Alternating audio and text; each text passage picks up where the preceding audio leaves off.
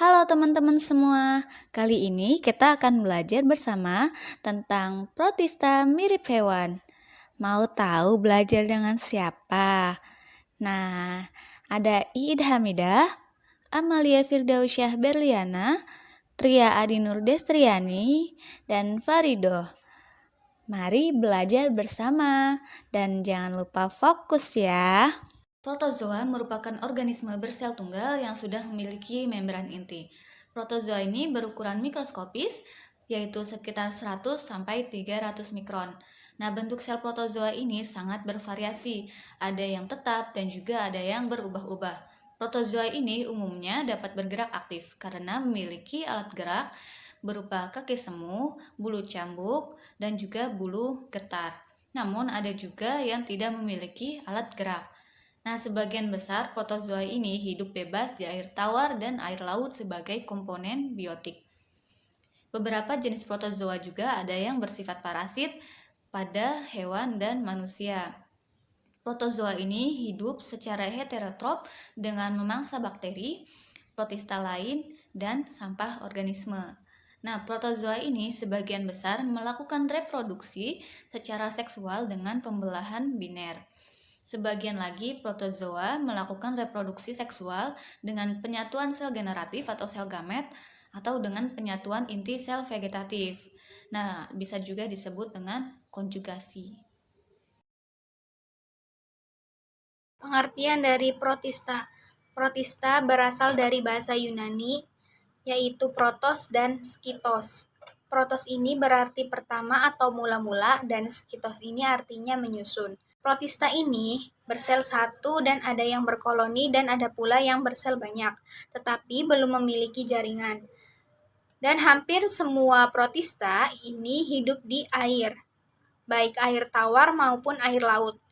Ada beberapa hidup di jaringan hewan lainnya. Protista ini dibagi menjadi tiga, yaitu protista mirip hewan, mirip tumbuhan, dan mirip jamur.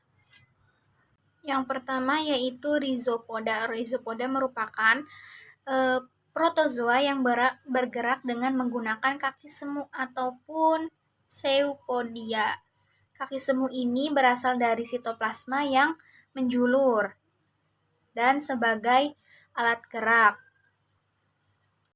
Beberapa jenis rhizopoda ini memiliki cangkang yang terbuat dari kalsium karbonat dan silika, dan banyak ditemukan di danau maupun di kolam. Ciri-ciri dari rhizopoda ini yaitu yang pertama alat gerak berupa pseudopodia atau kaki semu. Yang kedua yaitu bereproduksi aseksual dengan cara pembelahan biner. Yang ketiga yaitu bentuk sel dapat berubah-ubah.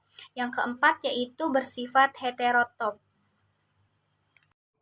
Klasifikasi rhizopoda yaitu ordo Lobosa, yang kedua ordo Phyllosca, yang ketiga ordo Foraminifera, yang keempat ordo Heliosca, yang kelima ordo Radiolarian.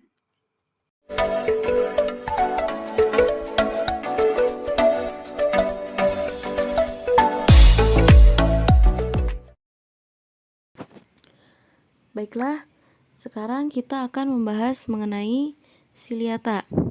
Kita langsung masuk ke pengertian saja. Pengertian Ciliata adalah protista bersel satu yang permukaan tubuhnya memiliki banyak rambut getar atau biasa disebut dengan silia. Kemudian Ciliata ada yang hidup bebas, ada juga yang hidup bersimbiosis, dan ada juga yang hidup parasit. Ciliata yang hidup bebas, contohnya adalah Paramecium. Kemudian Ciliata yang hidup parasit, contohnya adalah Nyctoterus ovalis, biasa hidup di usus kecoa.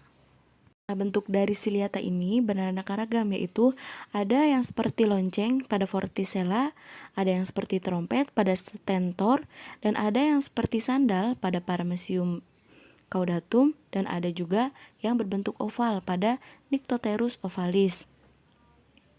Nah, salah satu Ciliata yang paling terkenal yang biasa kita jumpai adalah Paramecium caudatum yang bentuknya seperti sandal.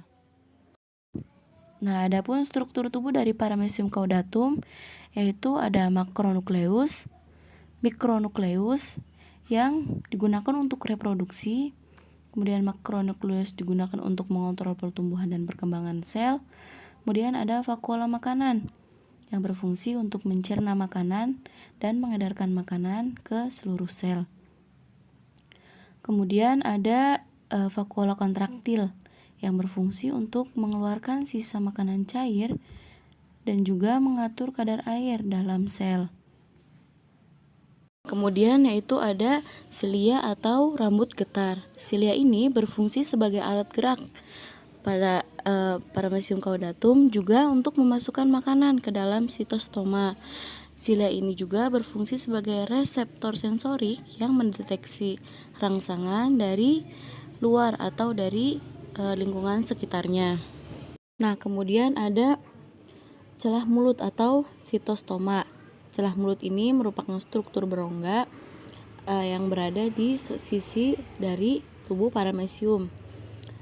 Celah mulut ini berfungsi untuk memasukkan makanan ke dalam tubuh Paramecium caudatum tersebut. Kemudian ada pelikel. Pelikel ini berfungsi untuk memberi bentuk tubuh pada Paramecium caudatum. Kemudian adapun klasifikasi dari Paramecium caudatum menurut Edmondson adalah Kingdom Protista, Phylum Protozoa, Superkelas Silophora, kelas Ciliata, Ordo Holotrichida, famili Paramecida, genus Paramecium, dan spesies Paramecium caudatum.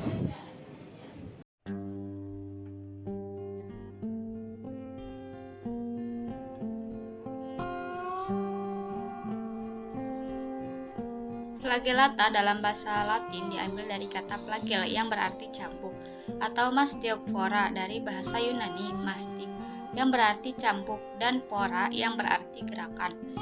Dalam taksonomi kuno, Flagellata merupakan salah satu kelas dalam Phylum Protozoa atau Protista yang mirip hewan. Ciri-ciri Flagellata: yang pertama, mempunyai alat gerak yaitu flagel berupa bulu cambuk, hidup sebagai parasit bebas di habitat laut dan air tawar. Permukaan tubuhnya dilapisi oleh kutikula sehingga bentuknya tetap. Memiliki dua macam protoplasma yaitu ektoplasma dan endoplasma. Hidup secara soliter dan ada juga yang uniseluler atau bersifat mikrokopis. Berkembang biak secara seksual dan aksesual. Bentuk tubuh Flagellata sangat beragam, ada yang berbentuk lonjong, menyerupai bola memanjang, dan poliformik. Phytoflagellata bersifat aerobik fotosintesis. Reproduksi pada Flagellata ada dua macam, yaitu vegetatif dan generatif.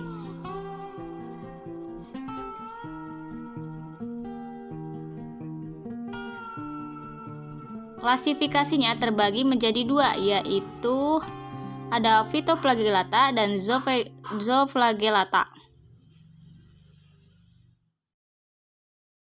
Sporozoa merupakan protozoa yang tidak memiliki alat gerak. Nah, sporozoa ini memiliki bentuk seperti spora pada salah satu tahap dalam siklus hidupnya. Tubuh sporozoa berbentuk bulat atau oval, mempunyai nukleus tetapi tidak mempunyai vakuola kontraktil. Nah, makanan diserap langsung dari hospesnya melalui permukaan tubuh. Demikian pula respirasi dan ekskresinya melalui permukaan tubuh. Seluruh anggota sporozoa ini hidup sebagai parasit pada manusia dan hewan. Sporozoa masuk ke dalam inang melalui perantara. Sporozoa ini bereproduksi secara aseksual dilakukan dengan skizogoni dan sporogoni. Sedangkan reproduksi seksual dilakukan melalui penyatuan gamet jantan dan gamet betina.